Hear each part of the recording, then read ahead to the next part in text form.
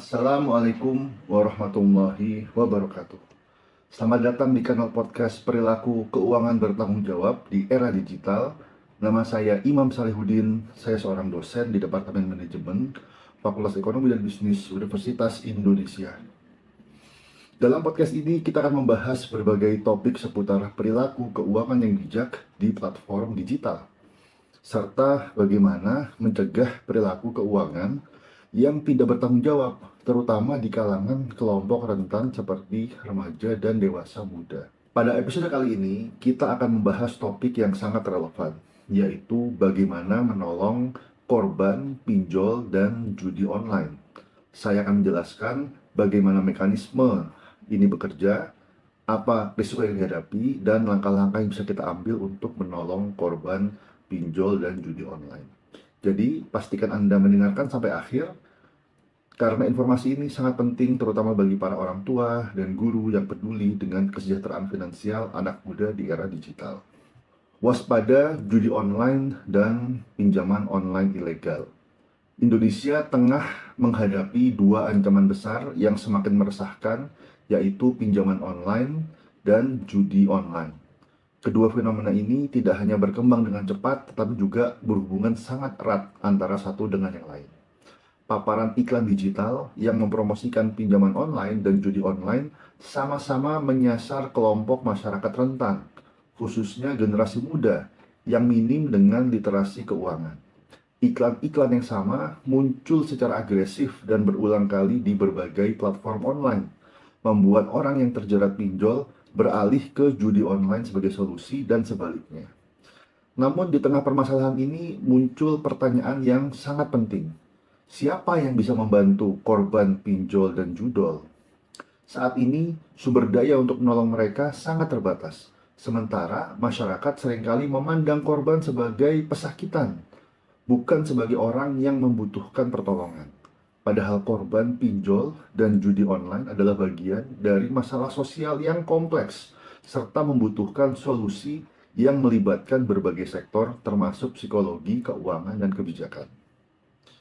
Tidak dapat dipungkiri, pinjol dan judol telah menciptakan lingkaran masalah finansial yang serius.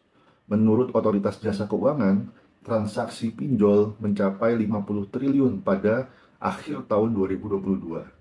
Sedangkan PPATK atau Pusat Pelaporan dan Analisis Transaksi Keuangan melaporkan transaksi judi online antara tahun 2017 hingga akhir tahun 2022 mencapai 190 triliun.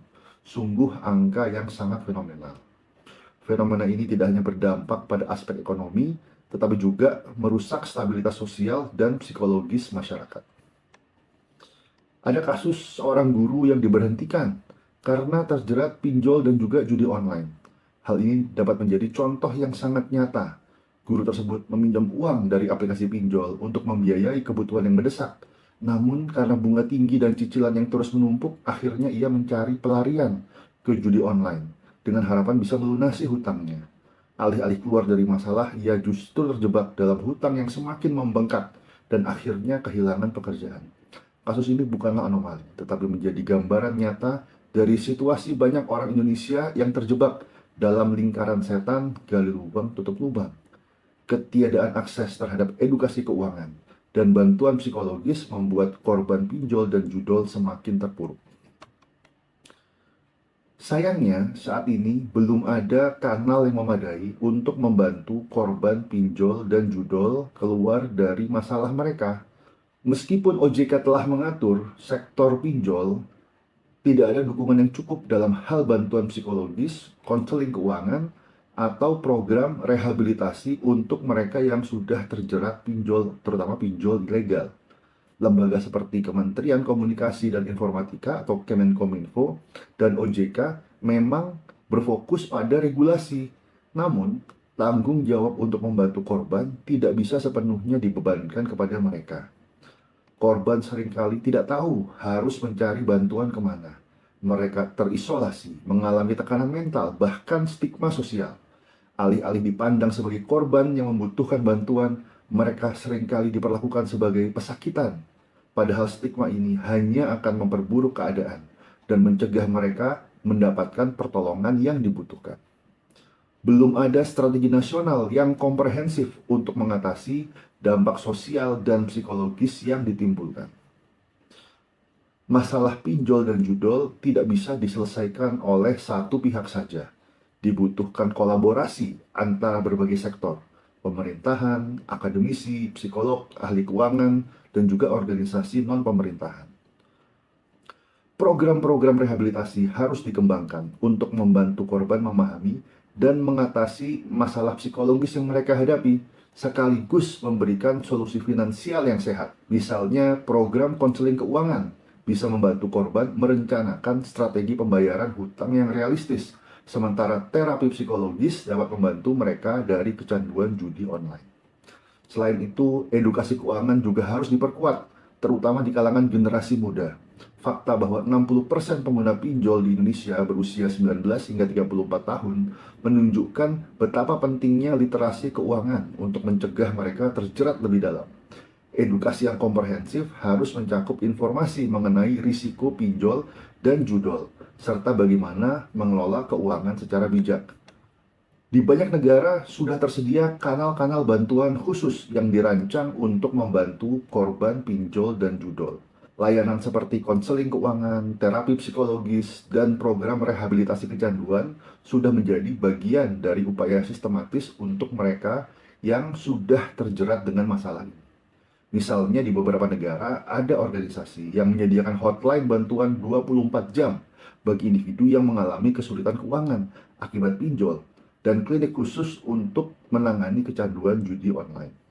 Namun di Indonesia kita masih jauh dari memiliki infrastruktur semacam ini. Meskipun ancaman pinjol dan judol semakin mengkhawatirkan, belum ada strategi nasional yang komprehensif untuk mengatasi dampak sosial dan psikologis yang ditimbulkan. Tidak hanya dampak ekonomi saja. Korban dibiarkan berjuang sendiri tanpa adanya dukungan yang memadai dari pemerintah atau organisasi non-pemerintah. Tidak ada layanan konseling yang terstruktur atau pusat rehabilitasi yang dirancang khusus untuk membantu mereka yang terjebak dalam lingkaran pinjol dan judol. Strategi dan dukungan untuk rehabilitasi korban harus menjadi prioritas. Penting untuk menciptakan program rehabilitasi yang komprehensif, termasuk penyediaan akses yang mudah ke konseling keuangan dan terapi psikologis.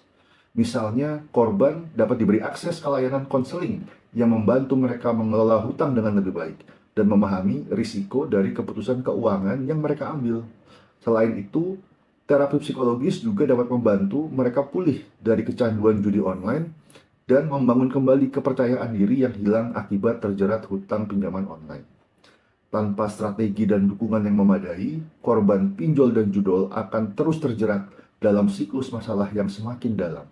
Sudah saatnya Indonesia mengikuti jejak negara-negara lain dalam menyediakan kanal bantuan yang efektif untuk mereka yang membutuhkan. Hanya dengan pendekatan yang holistik dan kolaboratif, kita bisa benar-benar membantu mereka yang terperangkap dalam jeratan pinjol dan judol. Korban judol dan pinjol tidak boleh diperlakukan sebagai pesakitan. Mereka adalah orang-orang yang membutuhkan dukungan dan bantuan untuk kembali ke jalan yang benar.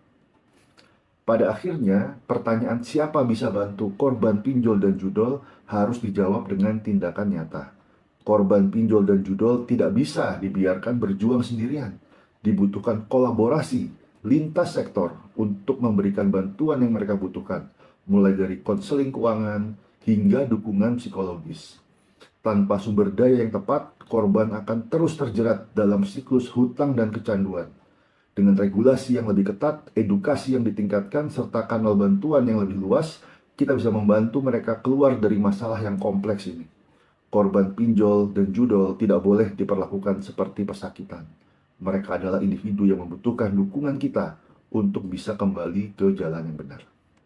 Terima kasih sudah menyimak episode kali ini di podcast Perilaku Keuangan Bijak Bertanggung Jawab di Era Digital. Semoga sesi kita mengenai bagaimana membantu korban judi online dan pinjaman online bisa memberikan wawasan yang bermanfaat, khususnya dalam mencegah perilaku keuangan yang tidak bertanggung jawab. Ingat, literasi keuangan bukan hanya tentang memahami cara mengelola keuangan, tapi juga tentang menyadari risiko dan konsekuensi dari keputusan finansial kita, terutama saat terpapar dengan perilaku keuangan yang tidak bertanggung jawab seperti judol dan pinjol. Pastikan untuk selalu berpikir matang sebelum mengambil keputusan finansial dan ajarkan nilai-nilai tersebut kepada generasi muda di sekitar kita. Sampai jumpa di episode berikutnya, di mana kita akan membahas topik penting lainnya seputar perilaku keuangan. Tetap bijak dalam setiap keputusan finansial. Saya Imam Salihudin undur diri. Sampai jumpa lagi di perilaku keuangan bertanggung jawab. Assalamualaikum warahmatullahi wabarakatuh. Salam bijak.